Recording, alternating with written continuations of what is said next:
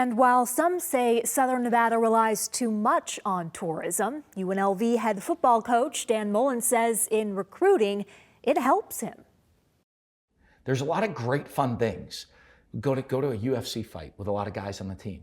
We go to, our You guys were at the are on the floor. boxing match. Yeah, Canelo Crawford, the fight of the decade or whatever it is. We're there.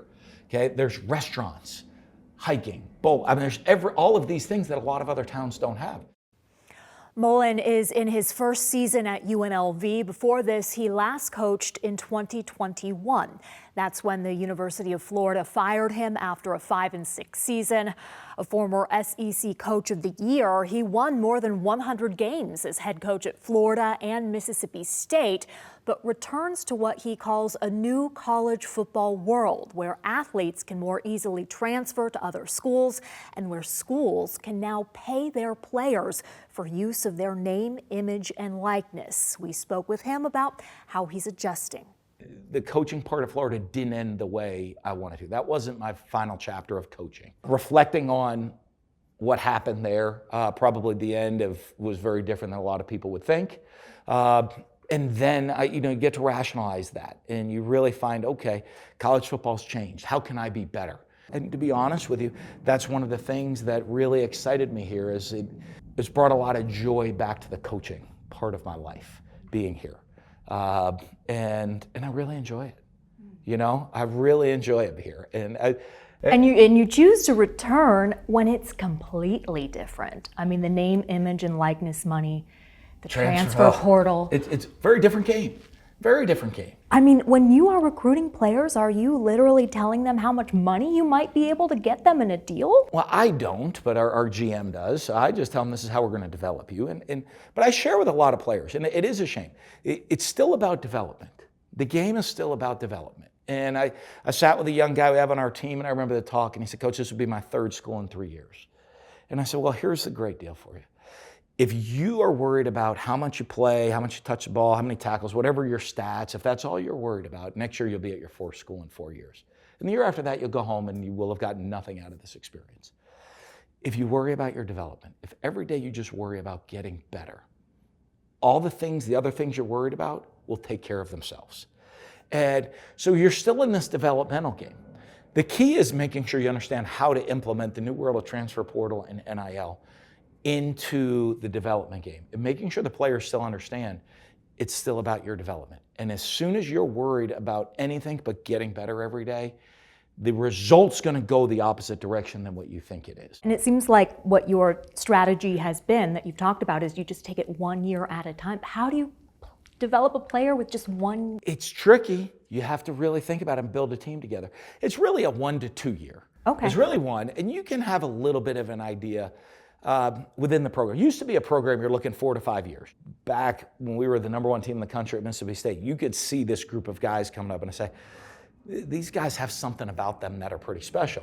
Well, in today's world, they wouldn't have all been there. They would have all transferred, or you wouldn't have been able to keep them all, or something would have happened. So you could see kind of like, hey, 2 years out, this group could be special coming up.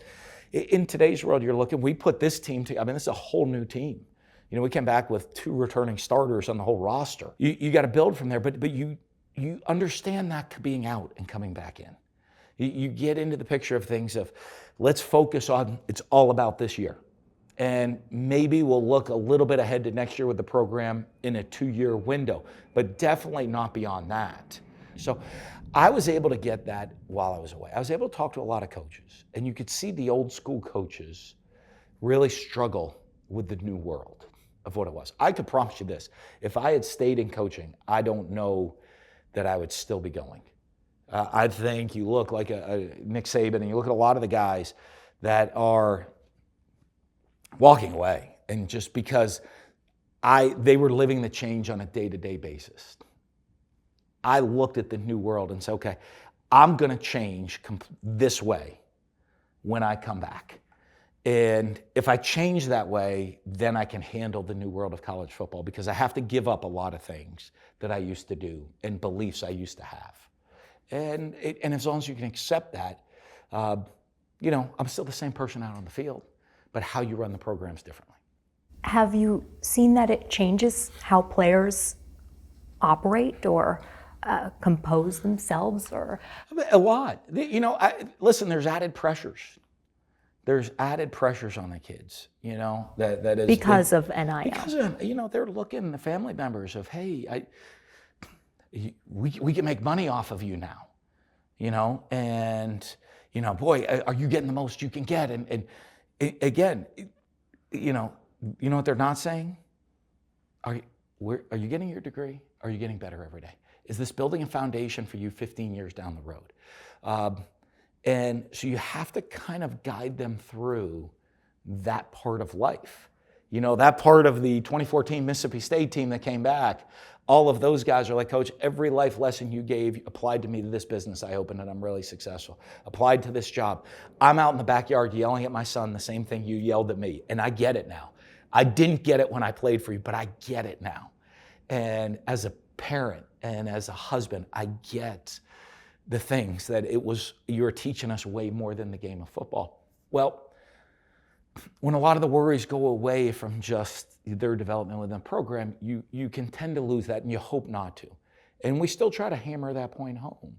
At the time of that interview, UNLV was 4-0, and already Coach Mullen was being talked about as a coaching candidate at other universities. He told Nevada Week that he's happy here. He loves Las Vegas and that he doesn't think there's anywhere else for him to go.